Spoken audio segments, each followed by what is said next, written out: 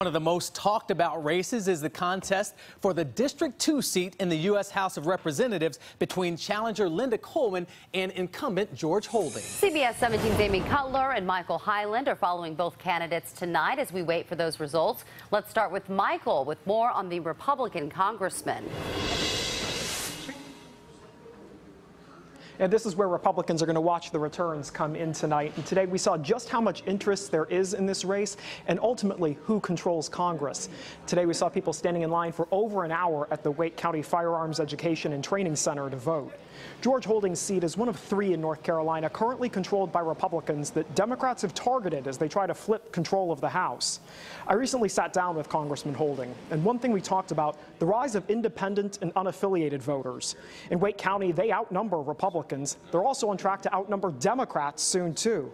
I asked Holding about that, given the partisanship we see in Washington. People are rejecting the circus atmosphere of politics, and they're throwing the parties, out with the bathwater. So how are you ending the circus? What are you specifically doing to try to make it better? As an individual member of Congress, I try to sit down and do my work. Well, I don't always agree with the way the president. Congressman Holding plans to be here in Raleigh with other Republican Party members later tonight. In each of the last 3 general elections, Holding has won his seat with about 57% of the vote. Republican Party leaders say they expect this one to be close.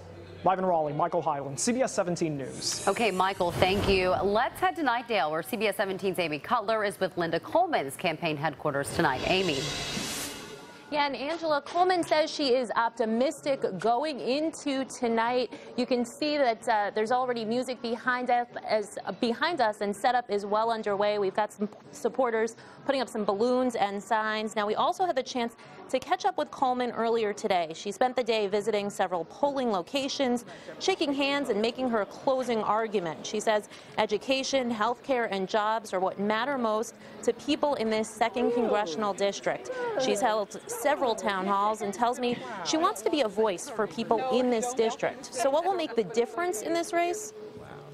It's really all about turnout. It's so hard because in North Carolina now we have such a huge number of unaffiliated voters, so we just are looking at turnout, and the better the turnout, the better it is. Now, Coleman has run for office before. She's been a Wake County commissioner as well as a state representative. Of course, we're going to be here all night, and we'll have more coming up later on. For now, we're live in Nightdale. Amy Cutler, CBS 17 News. Amy.